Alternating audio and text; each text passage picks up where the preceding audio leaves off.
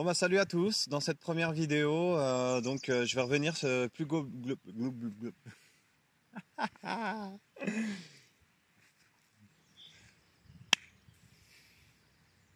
Salut à tous, du coup dans cette première vidéo je vais revenir sur notre expérience assez globalement, ce qui va nous permettre d'exposer les points qu'on va aborder par la suite. Voilà, on s'est embarqué dans cette aventure il y a à peu près 4 ans, c'est notre troisième année de chantier qui est bientôt finie. Ça a été entrecoupé de pauses hivernales d'un côté et puis de missions boulot aussi. On s'est rencontrés à peu près il y a 6 ans, moi je rentrais tout juste de Londres où j'avais habité un moment.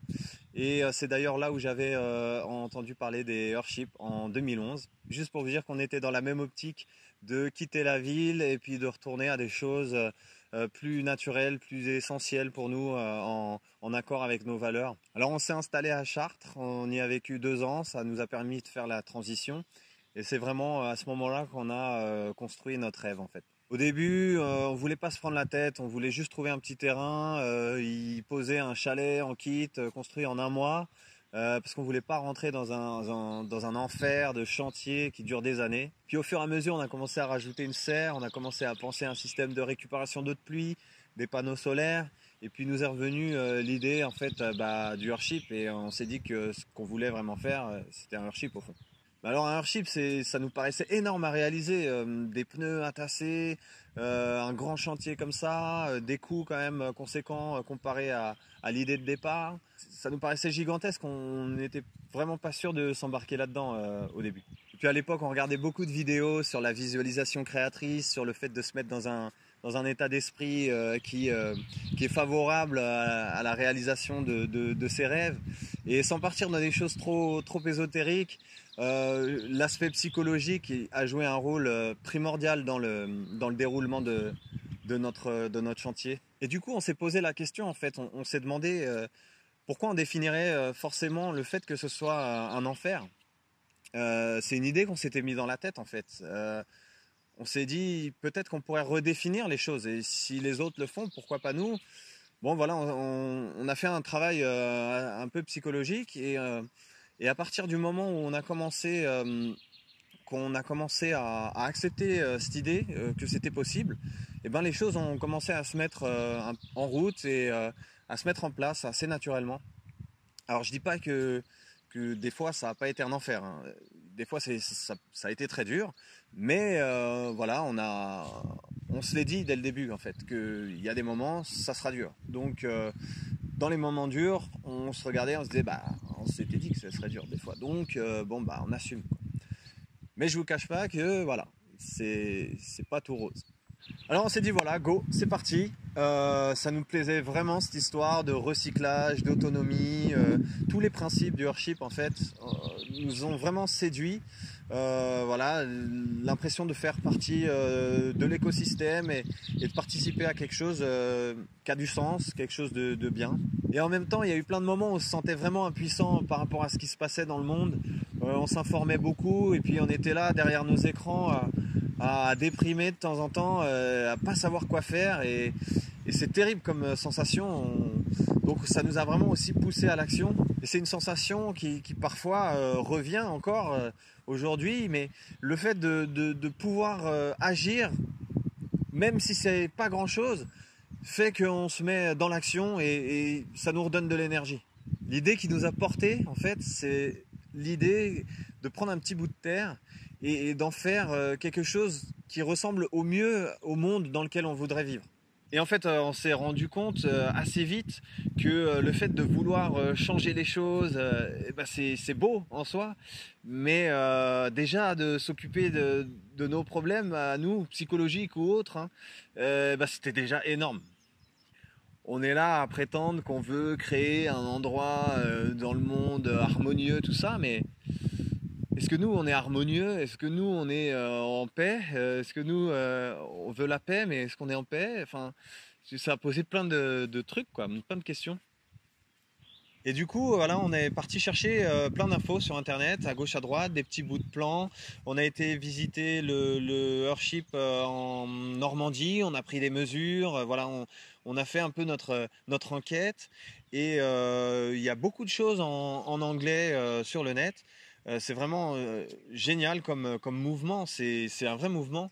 Et il y a aussi Francis Gendron au Canada, pour ceux qui ne connaissent pas, et il nous a beaucoup inspiré aussi. Voilà. Et au même moment, on regarde sur Internet et on voit deux maisons qui se construisent en Dordogne. C'était le tout début de leur chantier. On a halluciné, on s'est dit, c'est vraiment là maintenant, il y a 3 maisons comme ça en France et il y en a une qui se construit maintenant, 2 même. Donc on a été sur leur chantier en Dordogne. Et donc c'est l'association Habite ta terre. Et à chaque fois qu'on a participé, on a vraiment tous les concepts qu'on avait dans la tête, il y a eu des déclics, on avait l'impression qu'en quelques jours, on avançait beaucoup plus qu'en quelques mois. Et ça a vraiment concrétisé les choses, de dire bon, ok, voilà, on tasse du pneu, c'est comme ça que ça se passe. Ok, je me sens capable, bon, ça va pouvoir le faire. On a donc trouvé un terrain dans le Lot qui nous a plu. Et on ne savait pas au début si on allait pouvoir faire un Earthship dessus. Mais on l'a quand même signé, on a quand même acheté parce qu'on s'est dit, bon, bah, de toute façon, si on ne peut pas le faire, on a vraiment envie de passer à l'action, bah, on fera autre chose. L'important, c'est d'être en autonomie et voilà, on trouvera autre chose à faire. Donc on s'est lancé vraiment déjà en posant, en signant le terrain. Donc on a monté le permis de construire, on a monté un dossier, on a été voir tous les gens concernés, donc l'urbanisme, l'architecte des bâtiments de France, le maire. On s'est dit qu'ils allaient nous regarder tous bizarrement, en disant vous allez faire une maison en pneus, oui, ok, et en fait pas du tout. Ça, ok, ça marche. Et voilà, et contrairement à ce qu'on pourrait penser, nous, ce qu'on pensait, on était les premiers surpris.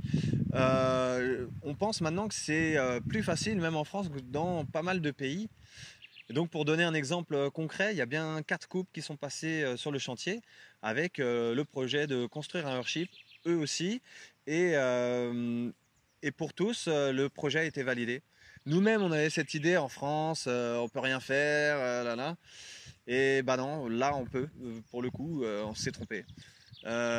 Donc c'est super, pourvu que ça dure et pourvu que ça s'améliore encore même. Donc voilà, on a débarqué sur notre terrain, il n'y avait rien.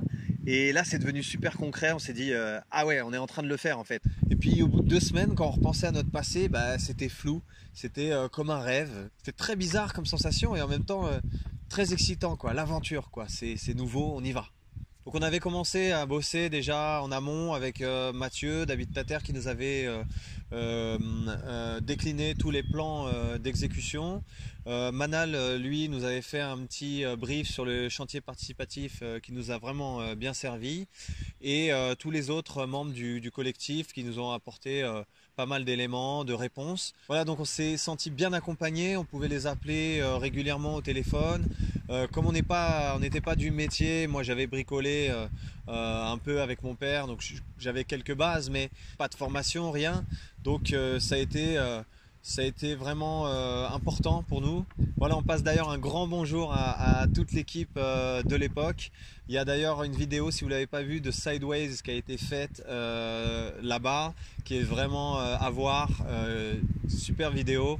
Voilà, et même si les choses ont évolué par la suite, nous on est vraiment super admiratifs de cette expérience qu'ils ont vécue, incroyablement riche, et on est très très reconnaissant aussi.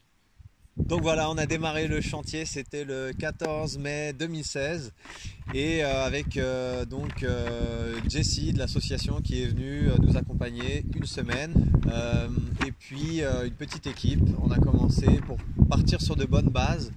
On a été assez autonome par la suite. Il y a eu quelques interventions sur la structure bois et la verrière aussi. On reviendra étape par étape sur le déroulement du chantier. On a envie de faire ça de façon chronologique, mais bon, si vous avez des demandes spéciales, n'hésitez pas à les laisser dans les commentaires, vos remarques, ce que vous pensez de tout ça. Voilà.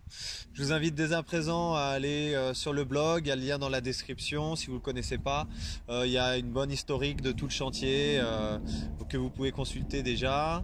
Ça fait un petit moment qu'on l'a pas mis à jour, mais on va le remettre à jour. Et vous pouvez aussi aller voir le site de Mathieu, lamatière.org. Il y a beaucoup d'infos dessus. On part dans l'idée de faire une vidéo toutes les 2 semaines, donc un dimanche sur 2. La prochaine, ça sera donc sur le permis de construire. On va pouvoir le mettre enfin en téléchargement parce qu'on a enlevé toutes nos infos personnelles. Donc rendez-vous dans 2 semaines. D'ici là, portez-vous bien et puis je vous dis à bientôt. Salut!